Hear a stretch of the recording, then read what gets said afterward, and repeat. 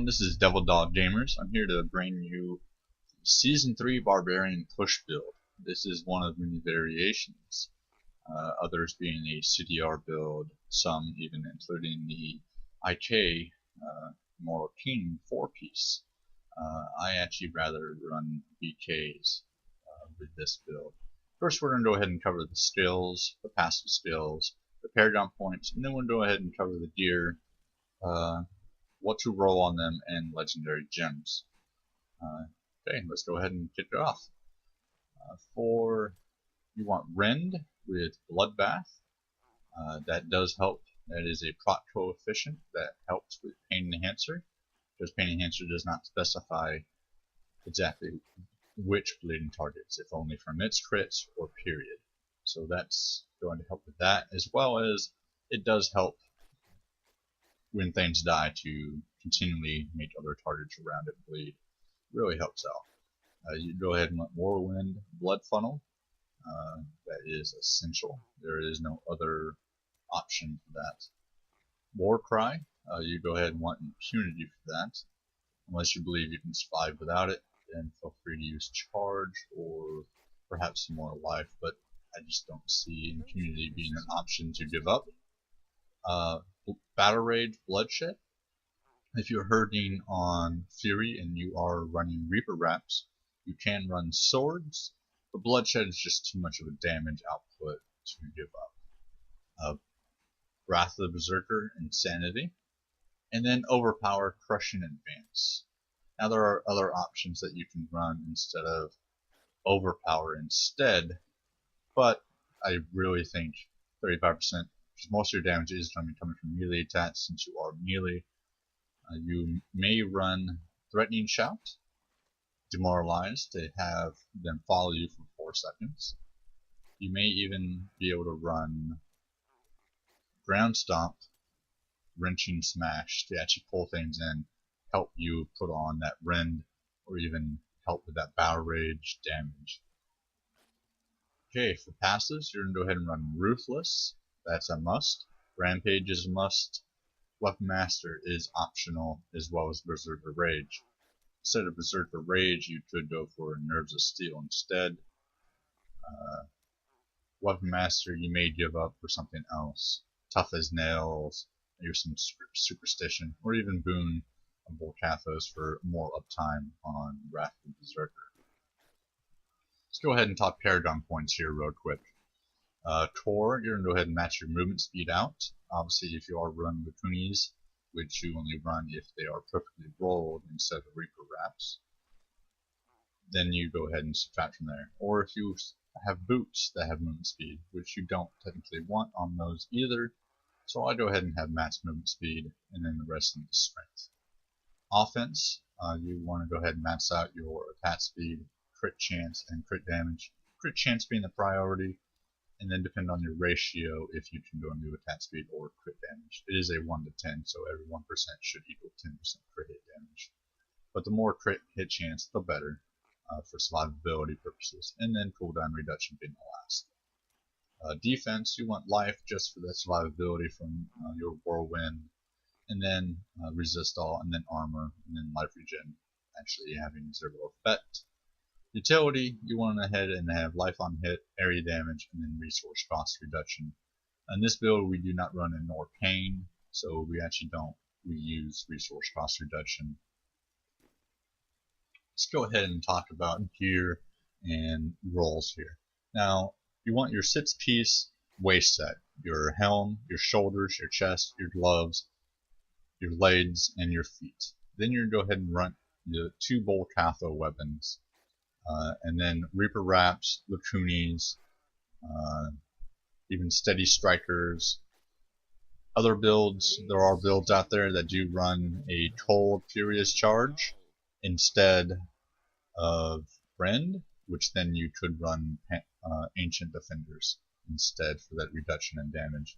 Or you could even run those if you decide to run with Ground Stomp instead. It does help with reducing the damage. Then you're going to go ahead and run a Unity in this build, and a Convention of the Elements. The higher the roll, the better. For your helm, the best options you have here are strength, crit hit chance, whirlwind damage, and a socket. Vitality being the thing that you can actually give up instead of your socket. So that 23% life is a whole lot more than that vitality. For the shoulders, you go ahead and want strength, vitality, resist all, and life. There are other options you may go here. If you roll a secondary with resist all or resistances, you may go ahead and roll CDR or rend damage instead. For your gloves, you want strength, attack speed, crit hit damage, and crit chance. Now you can trade out that attack speed for vitality or even CDR. I just don't see giving up that attack speed being worth it, unless you have under 700k HP. As you can see, I'm at 903 without the rune from Warcry, which I don't run either. So that's plenty. I could even give up some more in other spots. For your chest, you go ahead and want those 3 sockets, strength, vitality, and then reduce damage from elites. That 11% or 10% is a huge damage boost. It's more than the lifesteal that you would get from 15% life. So it's not really an option. You really have to go with that reduced damage from elites. Unfortunately, mine rolled with armor and regen life. Unfortunately, I chose armor, that being a not so useful stat at this point with Tadoff. I run Lamentation, just so I can stat that twice, even though that does not help proc Pain Enhancer at all.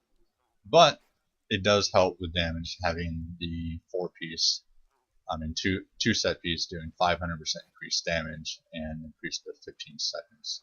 Really does help with the damage output. Later on, if you're hurting for survivability, there are other options that you may run. You can run Strain of Ears that reduce from melee attacks by 30%, really helps. It's really up to you. You can even run a Hellcat or even a Witching Hour later on if you're wanting to max out the next breakpoint for your attacks per second, maxing out your Dust Devil spawn rate. You also can replace that percent life for life per fury spent. That option is obviously up to you, what you want.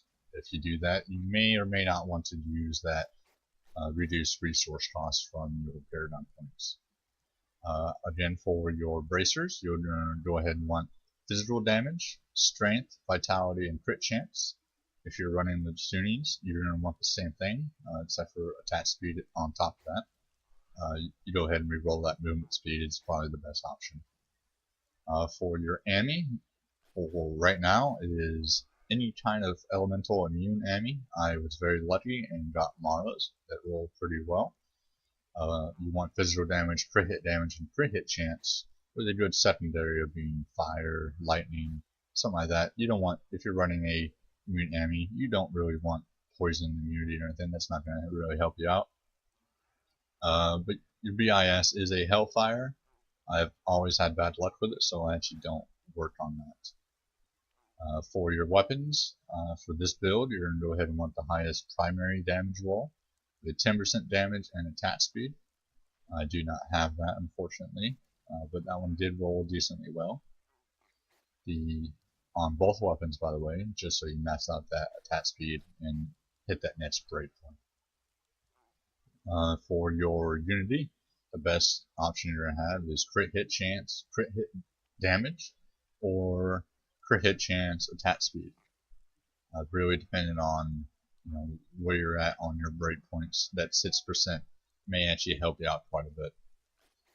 For your legs, you're going to want strength, vitality, and then resist all.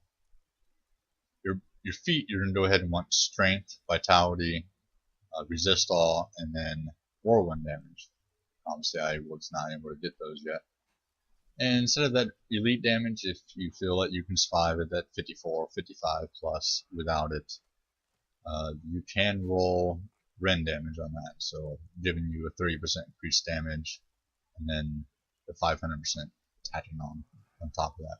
Really nice, really good damage coming from that. I'm going to go ahead and show you this build in action. I'm going to go ahead and run a 41.